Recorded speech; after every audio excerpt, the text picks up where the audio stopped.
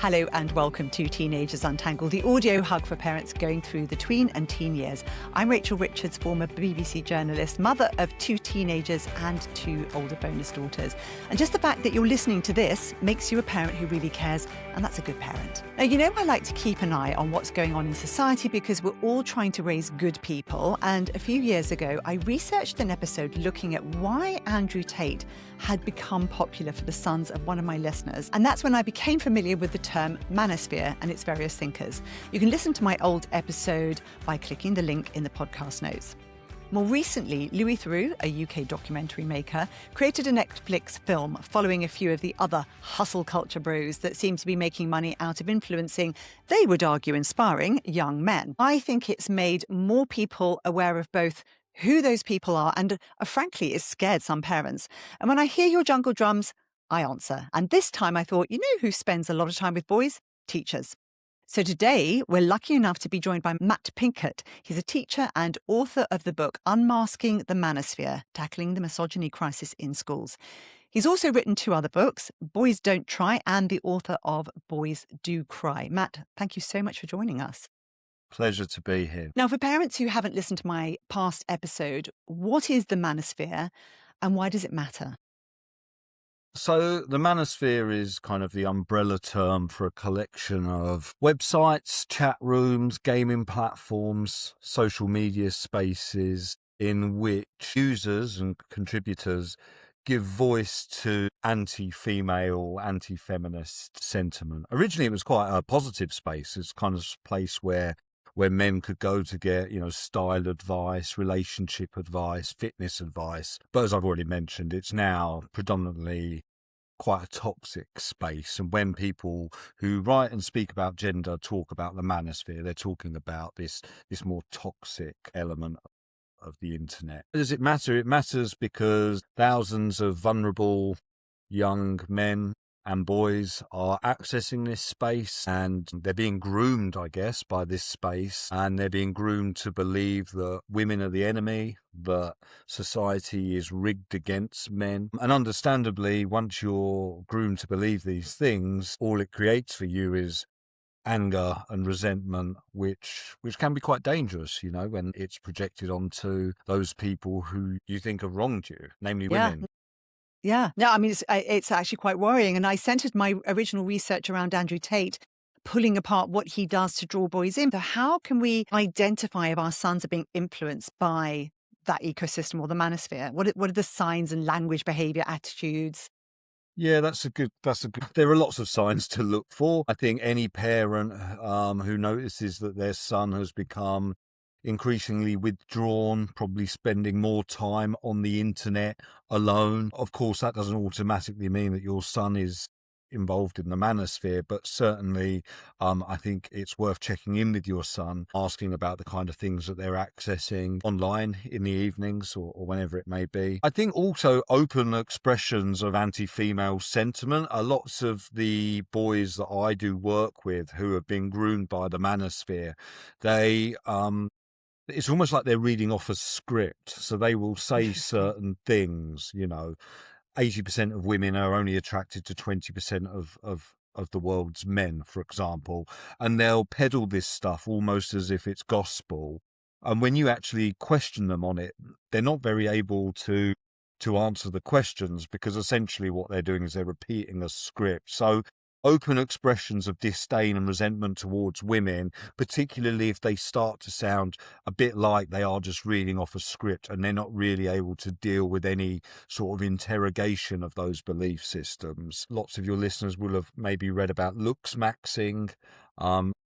Large parts of the manosphere talk about looks maxing, which is a process by which a man or a boy makes drastic changes to his physical self in order to be able to be attractive to women, so that you can manipulate them and dominate them. So also look out for, is your son become almost obsessive about his physical appearance? It's tricky, isn't it? Because, I mean, you mentioned things, something like looks maxing, for example. And, there's a very clear need in teenage boys for millennia to attract girls. They want to look good for girls. So it's quite it's quite a tricky one, isn't it? Because I can't help thinking that boys can go out looking for, like, how do I, build up my physique? How do I look better? How do I, and then stumble on this stuff quite quickly with the algorithms and find that they've gone down an area into a route that they weren't intending to go into. Yeah, that's it. I mean, I don't think there's anything wrong with wanting to be more sexually or physically No, attractive to prospective mates or romantic partners. I think that's, at I all. mean, I'm almost obsessive a bit about myself, but I think the thing with looks maxing, the best way to looks max is to have a healthy relationship with foods, and that includes healthy relationship with junk food as well. You're allowed to have little treats, a healthy relationship with physical exercise,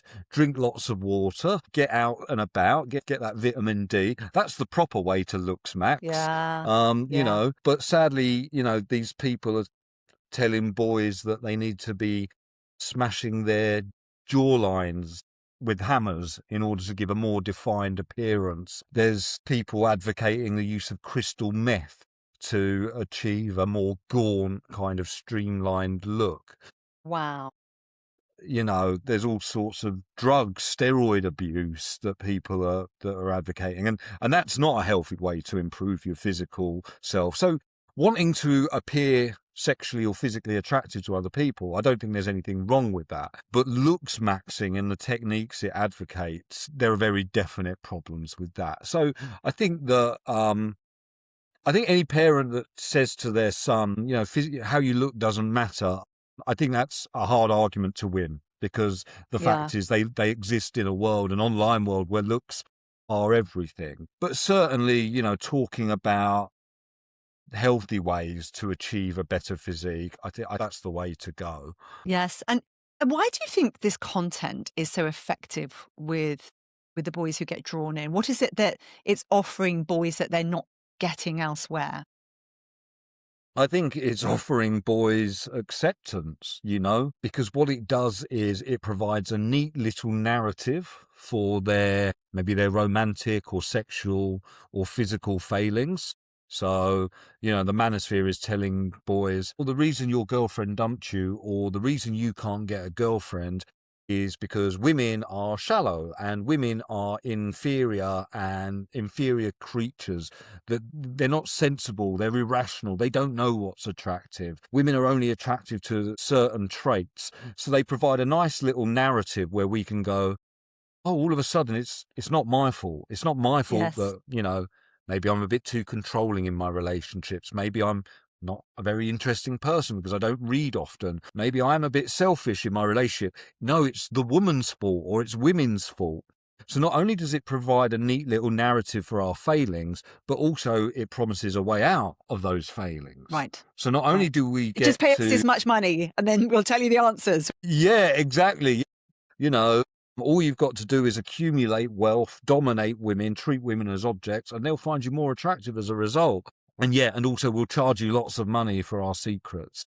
Yeah, I think an explanation for our failings and also a way out of them is what many boys are drawn to. That, and the fact that also the algorithms are actually pushing these things towards boys, Yes. On average, it's just 23 minutes before YouTube and TikTok start to recommend misogynistic content to Really? teenage boys' accounts. Yeah, 23 minutes. Wow. A boy only has to be watching, I believe this was research from Dublin University, a boy only has to be on YouTube for about 2 hours before, I think it's 76% of his feed contains toxic masculine content, so... Wow. Wow. Yes, it's fascinating, isn't it? Because my daughter said she was out with a whole load of guys a while back, and she's at university now, and she said it was so interesting because we all just sat there and said, hey, let's look at each other's For You pages on Instagram. And she said when she looked at their For You pages, she was shocked by how completely and utterly different they were to her For You and what her girls tend to see. And I think that's also one of the big things, isn't it? And how is it affecting schools and teachers? I think it's affecting schools and teachers because I think there's more brazen kind of misogyny around. So there's simply the fact that misogyny is more mainstream now. Boys are being exposed to misogynistic content, which, just because it's the source of the problem is the online world, doesn't mean that it remains an online problem. It seeps into real life. So, you know, untold levels of sexual harassment in schools, openly misogynistic language towards girls and to female teachers. So obviously there's a behaviour problem there. Also on a very pragmatic level, teachers are now, the recent draft of the new Keeping Children Safe in Education document, the government have listed misogyny as a harmful sexual behaviour for the first time ever. So yes, we're having to deal with it because the problem is there, but we're also having to deal with it because as of September in the new academic year, there's a legal obligation to follow the government guidance. Yes. So there's that very pragmatic need to better understand this problem. Do you think it's a good thing that the government has given that sort of guidance? Yes, I do think it's good. I think it does show good intent. I think it displays a willingness to tackle a problem that I think for too long has been ignored. Does that mean it's going to instantly solve the problem? No, not necessarily, but certainly it excites me that we're going to exist in a world in which schools have, a safeguarding kind of obligation to not just tackle harmful sexual behaviours, but to actively address misogyny, because it's rife. I know that the percentage of female teachers versus male teachers now in secondary school education has actually, there's so many more female teachers than male teachers. That's one thing. But also, to what extent has it just got worse, or is it just that we're more aware of it now because of what's happening? The simple answer is it's very difficult to tell. People often ask me, has it got worse? I think it's more open. I think it's more brazen, but I think misogyny and sexual harassment and objectification of women has always been there. So it's difficult to tell if it's got worse or if we're just more aware of it, or if, very slowly this limping towards greater female equality means that women feel more empowered to talk openly about it.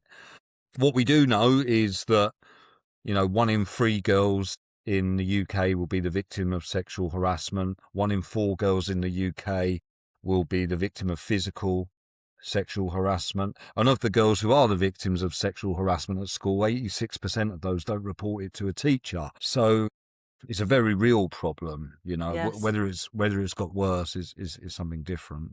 It's hard to answer. And you're quite clear that pornography isn't a side issue. It's actually shaping ideas about sex, consent and power. Can you sort of elaborate on why you think that? Yeah, I mean, funnily enough, I'm not anti-pornography, which I think people are often surprised to hear. I am anti-female violence or anti-violence against women and girls. And I know that a recent meta-analysis showed that 87% of the world's most watched porn films show an act of male on female violence.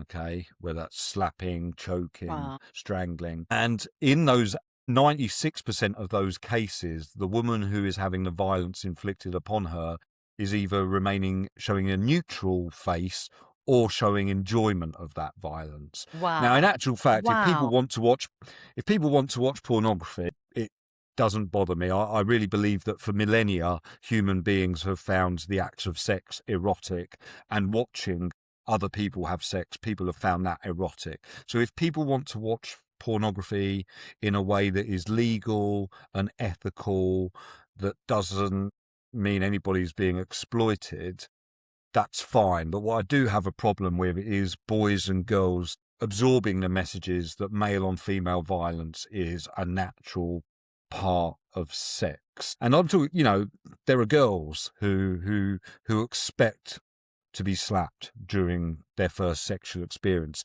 I've had boys come to me. I've had boys tell me how worried they are. They're scared to have sex because their girl is expecting the boy to be violent to her. And she's, so girls absorb these messages as well.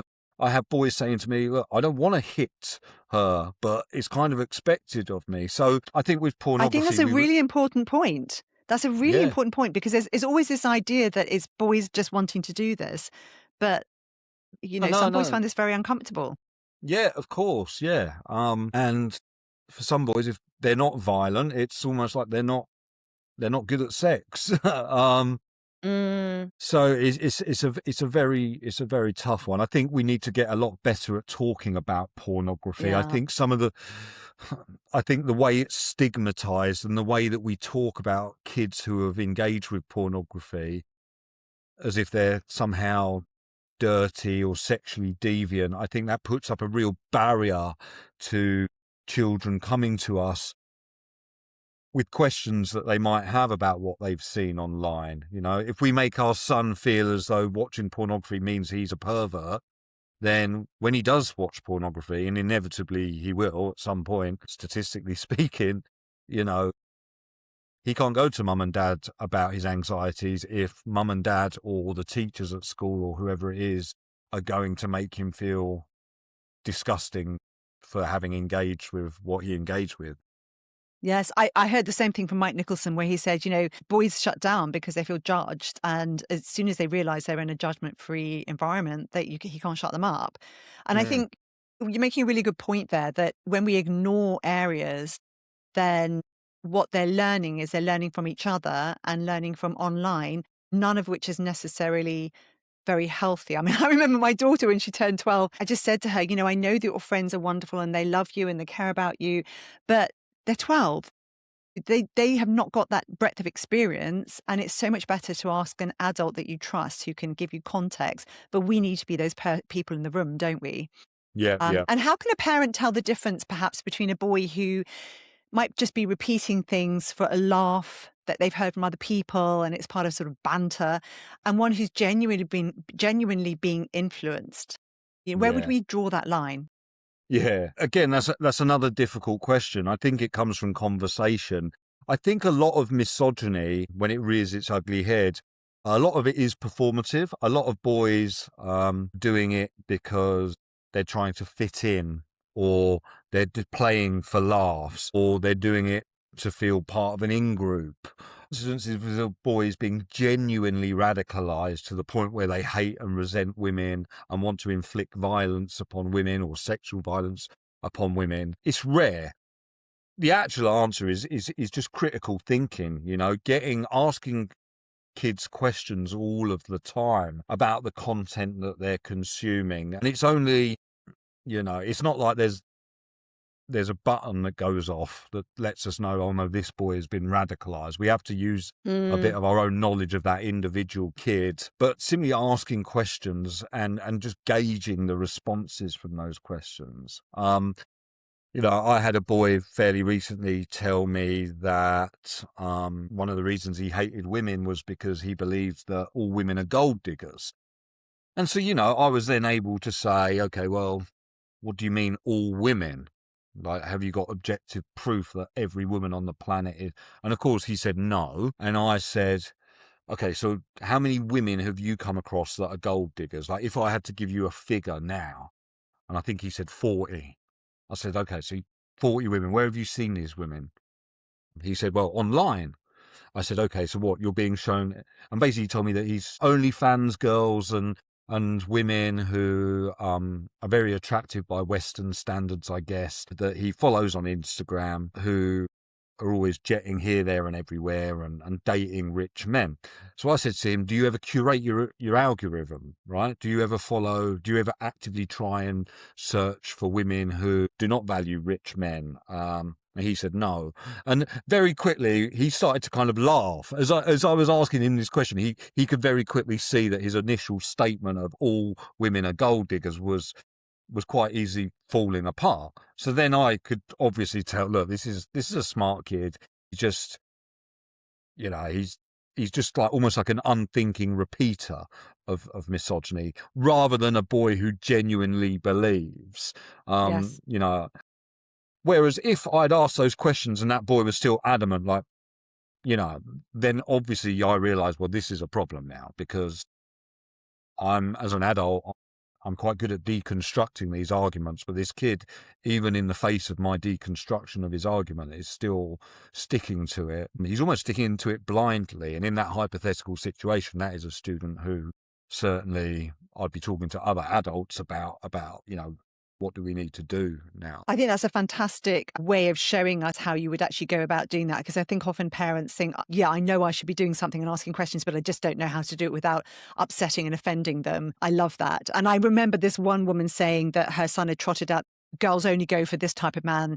And she said, well, we live in a quite poor area with a lot of men that aren't very successful. They're short. How did they get their women? It can really help, can't it? Yeah, it reminds me of I had a conversation with one boy who was telling me that 80% of it's quite a popular manosphere ideology or belief, the belief in the 80-20 principle, which is basically this idea that 80% of the world's women are only attracted to 20% of the world's men, which means that 80% of men are at the bottom of the dating pool and women are free to use us, settle for us and leave us when someone better comes along. And obviously this is the source of lots of resentment. Anyway, this boy he swore blind in this 80-20 principle. So I just said, look, I hope you don't mind me asking, but is your dad well fit? He said, what do you mean? For the international listeners, that just means he's really good looking. Yeah. Is your dad like really sexy? Is your dad really good looking? And he was like, well, no, don't be ridiculous. And I said, well, surely anybody, if 80% of the world's women are only procreating with 20% of the world's men, surely everybody that's ever had a father or been born must have had a really sexy dad, right? Correct. Love that. And think about all the dads that you've met. Are they all David Gandy? They're not, are they? Mm-hmm. When we look at the facts, consistently across cultures, women are drawn to intelligence, kindness, personality traits over financial means or wealth. In fact, the more gender equal a country is, the less men and women value money in a prospective partner. So it's also finding these little facts and these little sound bites. And kids don't do research, right? They'll watch a video on TikTok where somebody's spouting out all these percentages, and sometimes they just need us to just show them what fact checking is. Like, have you fact checked that? Yes, I'm going to have an interview about critical thinking coming up. So here's the thing. Let's have a think about some practical advice, because I love these examples you're giving. It's very, very helpful. What would be the worst thing that parents could do, or that parents should avoid when they're at home? I think just being punitive rather than actually discussing these things. Yes. Remember, people like Andrew Tate and other manosphere influencers are telling boys that masculinity is dead, all right? Your teachers, your parents, society, they do not care what men think or what men feel or what men want. So when your son says, oh, actually, Mum, there's some bits of Andrew Tate I quite like. If all we do is say, right, get to your room now, or right, you're not having your pocket money this week, or right, get out of the classroom, right, you're in detention. If that's all we do without any sort of discussion, then what we're doing is we're simply reinforcing the things that Tate and his ilk are telling these boys. We're reinforcing that. We're not open to discussion. However upsetting it might be for us, and however inclined we are to react by wanting to punish or, get out of my sight, I don't want to hear you when you speak like this. Actually, what we really do need to do is get used to showing curiosity. That would be my number one piece of advice. I love that. Also, don't also make the assumption that just because a boy likes Andrew Tate, that he is a sexist pig, right? Like, I read a piece of research that looked at, it was from YouGov, and it asked boys who had a positive view of Andrew Tate 4 questions. And I remember one of the questions was, do you agree with Tate's views on women? And only 11% of people who liked Andrew Tate agreed with his views on women. Interesting. Right? So boys are actually a lot better, and maybe to a fault, really, because, but boys seem to be a lot better at distinguishing or making the distinction between Andrew Tate, the athlete, and Andrew Tate, the person who says horrific things about women. Yes. And again, just knowing that, just because your son has watched pornography or just because your son can see something positive in Andrew Tate, doesn't mean your son is like Andrew Tate, and I think just knowing that can bring a lot in terms of even our body language and tone of voice. Once I read that research, it's never left me. And certainly in the early days when I was first talking to young lads about Andrew Tate, when a boy would advocate or champion for Tate, I think I brought quite a lot of hostility in my body language, my tone of voice, the look of scorn or disdain on my face. But actually now I'm a bit more open-minded. And I think I'm a lot more willing to engage in conversations, but also my tone of voice and my body language is more positive, which means, I can have a more fruitful discussion with a boy. One other thing I would just quickly say on that is also, I think, if you're a parent talking to your son about these influencers, it's always much better to attack the belief system or the value system rather than the individual. So rather than saying, well, Andrew Tate's horrible, actually saying, well, do you think it's okay to hit women? What's the, and attacking the belief system rather than the individual, however tempting it is. And I let myself down all the time here. We all do.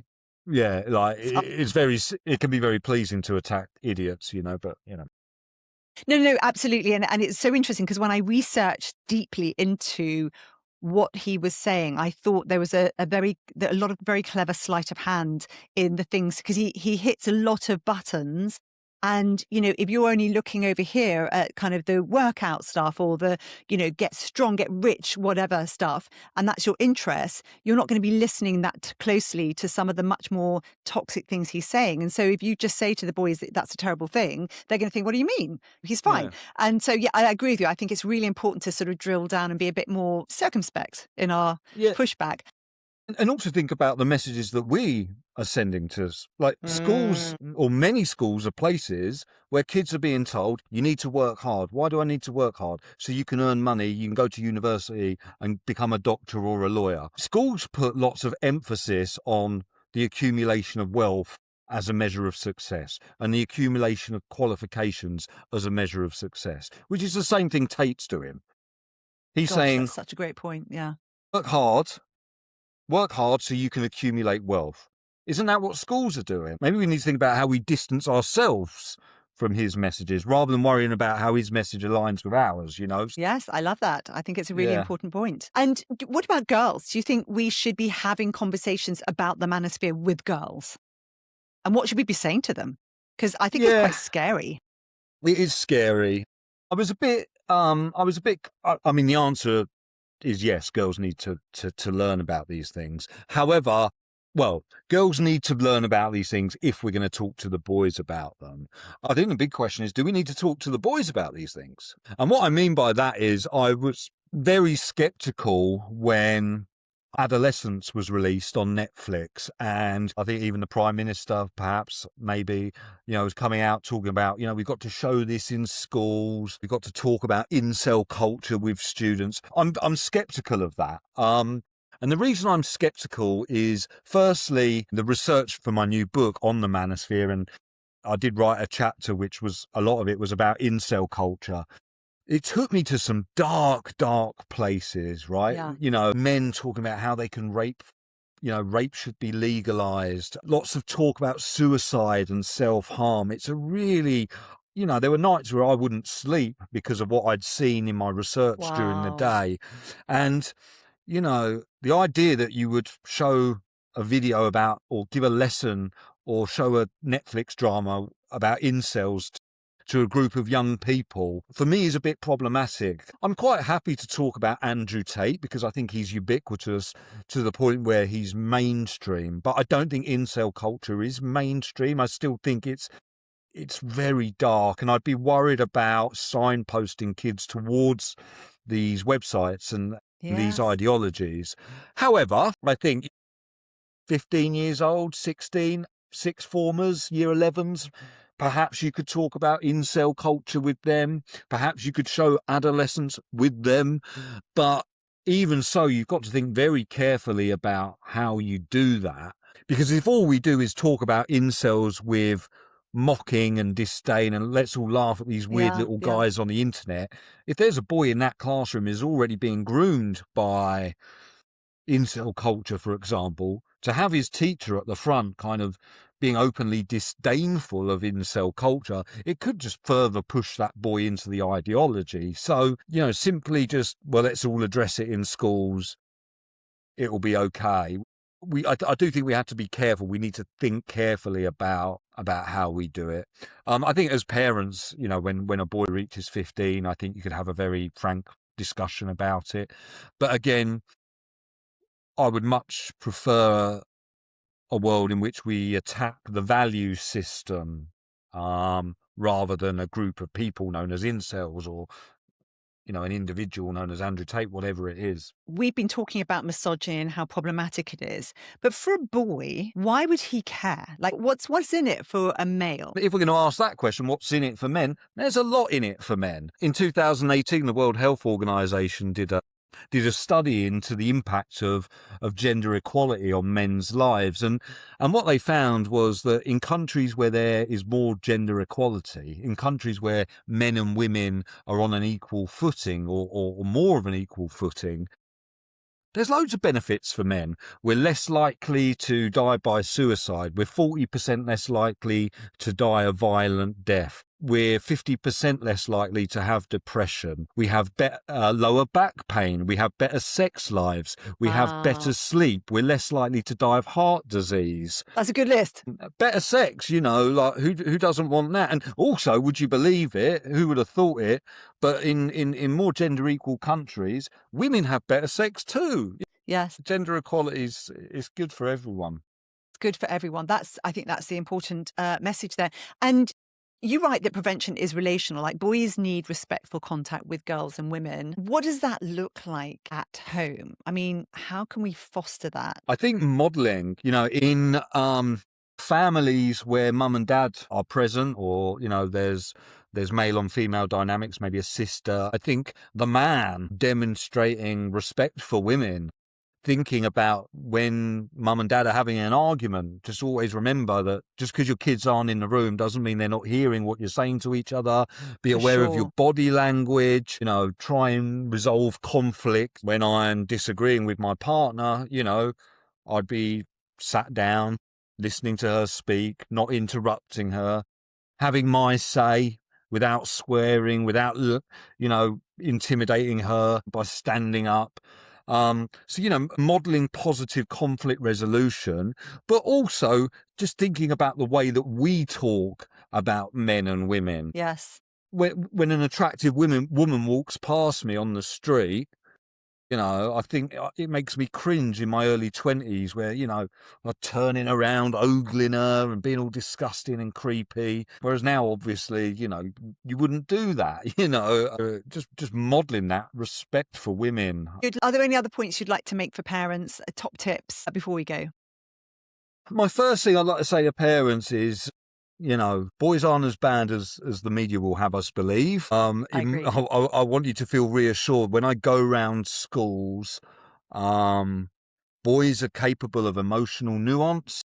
Boys are capable of nuanced thinking. And most boys, when they're engaging in those more toxic elements of masculinity, 9 times out of 10, it's performative. It's not sincere. They're doing it because they've never been told otherwise. And actually, when you talk to boys and you educate them, just having those very direct conversations really works. For too long, a quite outdated, dominant brand of masculinity has been the default. It's been the blueprint, and because it's the blueprint and it's the default, it's never been questioned. We still don't question it. But actually just having these direct conversations with your boys it empowers them. It doesn't disempower them. Yes. So yes. speak. Yeah, fantastic. Matt, if people want to get hold of you, what's the best way for them to contact you? You can find me on Instagram at official Matt Pinkett. I'm also on LinkedIn. Or you can just Google me, Matt Pinkett, and you'll find some way of getting hold of me. And you go into schools to do talks and things like that as well, don't you? Yeah. I go all over the country. I go into Europe as well recently. So yeah, I'll go anywhere, fight the good fight and talk to lads about misogyny, speak to girls as well, misogyny, sexual harassment, how to stand up to it, that sort of thing. Fantastic. Brilliant. Thank you so much, Matt. I really appreciate it. If you found this useful right now, send it to one other person you know who might also benefit. If you'd like to contact me, it's teenagersuntangled@gmail.com. I have my own website that's at teenagersuntangled.com. And I also have my own Substack. I'm on Instagram, I'm on LinkedIn, I'm all those places. So just come and find me, ask me questions, give me feedback. I'm open for anything, even if it's negative, but be kind. And that's it for me. A big hug. Bye-bye.